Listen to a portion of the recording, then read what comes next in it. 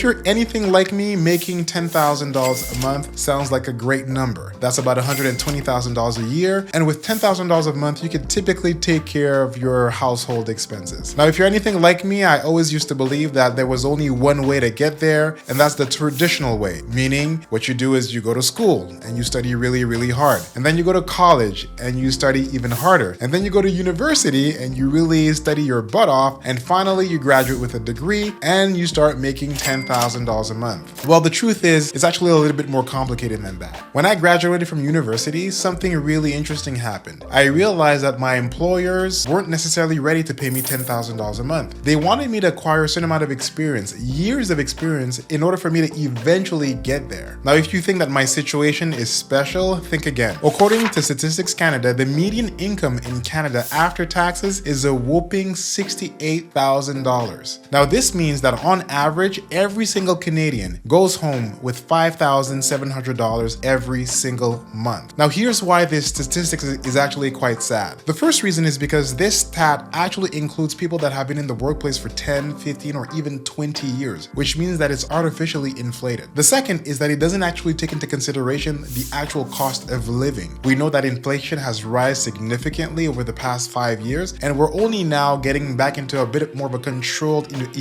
inflation number in Canada at least. And last, that average actually includes people that make a lot more money, like doctors and lawyers. So even when you throw the people that make a lot of money, the high earners, into that equation, the average is still $68,000 a year, which is very low. But wait, let's say that you make it into the elite. You're a doctor, you're a lawyer, or you're an engineer. You're good, right? Well, not really. My wife is a doctor, and I actually saw her go through all the pain and the challenges required in order to attain the status of being a licensed physician. Now, I want to be clear, if that's what you feel called to do and that's what you're passionate about, that's absolutely what you should do. But the trade-off is something that a lot of people don't tell you. When you're making $150,000, $200,000, and $250,000 a year, and even more, depending on what profession you're in, you're doing it at a very, very big expense, your time. When you're a lawyer, an engineer, or a doctor, you're not working 20 hours a week or even 50 hours a week. Typically, you're working anywhere between 70 to 100 hours week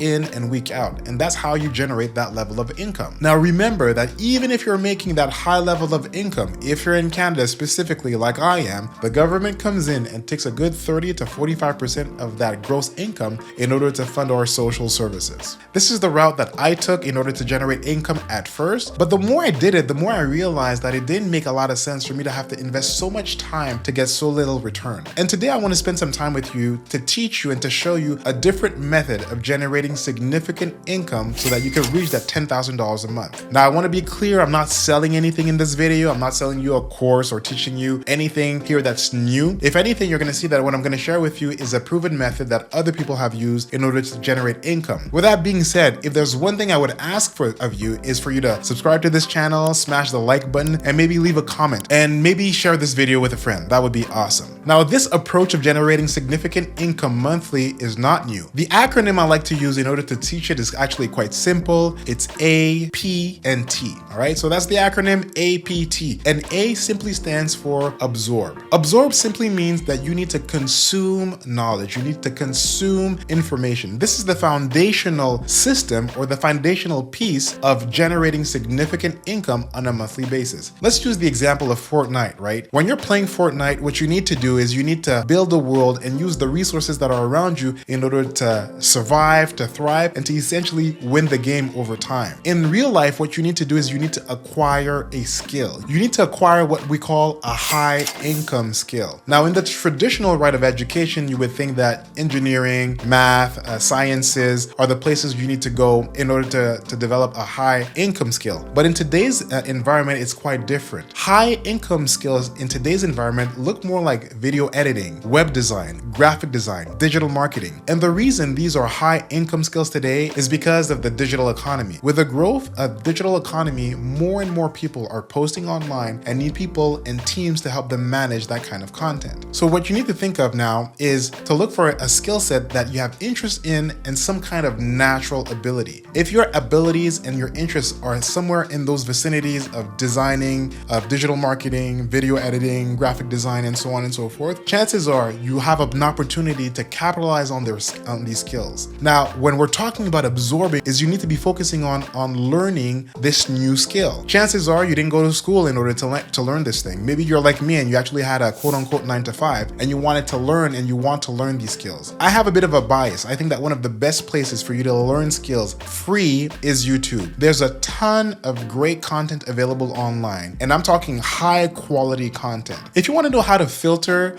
content on YouTube, here's a quick criteria that you can use. The first is don't limit yourself to just one content creator. Get connected to a couple of people that are actually focused on the content that you want to learn and the skill set that you want to develop. Number two, if these content creators also have a free platform that you can connect to, maybe a Facebook group or maybe a Discord group or anything like that, jump in. If these content creators have free books or free communities that you can join in, go ahead and do that. Jump into the Facebook group, the Discord groups, or anything that they have that they offer where like-minded people are asking questions, sharing their answers, and there's an exchange of information happening. Number three, and this is a really good way for you to use this filter to know if this is a content creator that you should actually follow and get some information of. Use the comment section to read through the comment section and see what kind of exchanges happen in the comment section. And the reason for that is because there's a direct correlation between the level of engagement of individuals and the amount of traffic that exists in their comments. The higher the comments, the more engaged the audience and the content creator are with the actual platform. So if you use this filter, you'll be able to choose and hand select a few mentors, a few good resources that you'll be able to leverage to learn that new skill, that high income skill that you want to learn in order to build your platform and build a high income skill. Number two. Now, number two is really important and it stands for P for practice. Practice means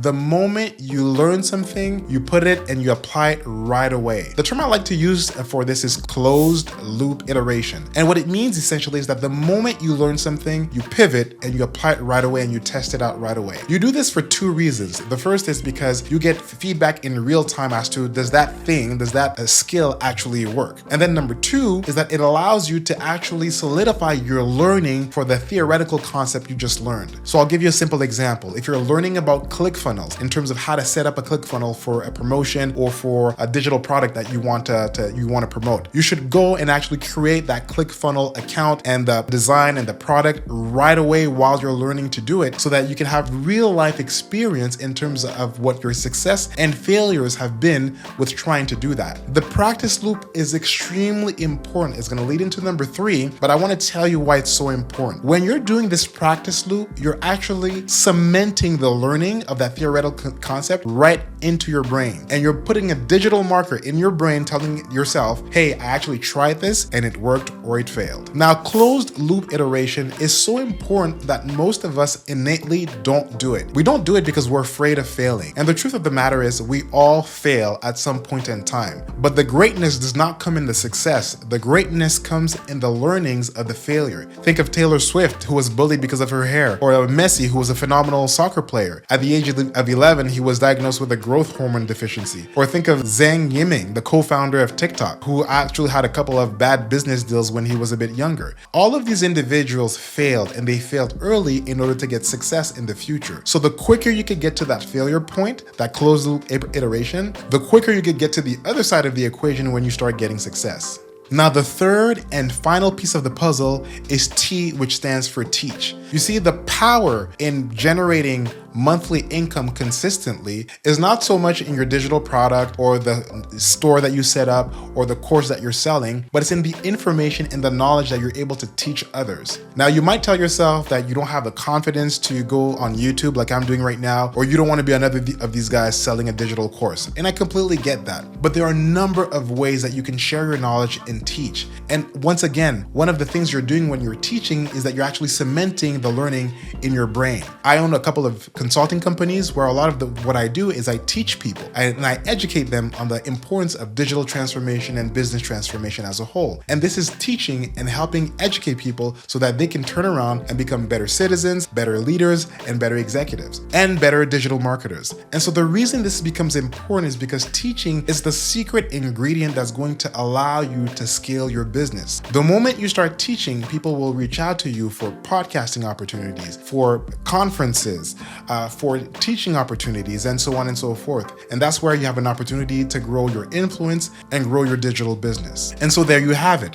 The APT model is a model that a number of successful digital marketers have used in order to grow their business and grow their influence. Think of Josh Mayo, Sean Kennel, Ali Abdel. All of these influencers started with the basic knowledge of learning a skill set, a high income skill set, and then practicing and teaching. And by doing that, you're able to generate income significantly greater than $10,000 per month. Now, one of the things that's extremely important that I don't want you to forget, one of the critical ingredients for the APT model to actually work is for you to start as early as possible. Now, I started the APT model quite late in my career. I was actually in my 40s. If I were to do it all again, I would just start it a lot earlier. Now, there's nothing wrong with you starting late in life, but the later you start in life, the harder it becomes. And that's simply because you'll have other distractions. Maybe you have a spouse, you have children, or you're at a different place in life where you have just more distractions. And so the earlier you start, the better it is, and the shorter the time to success is for you. So don't wait.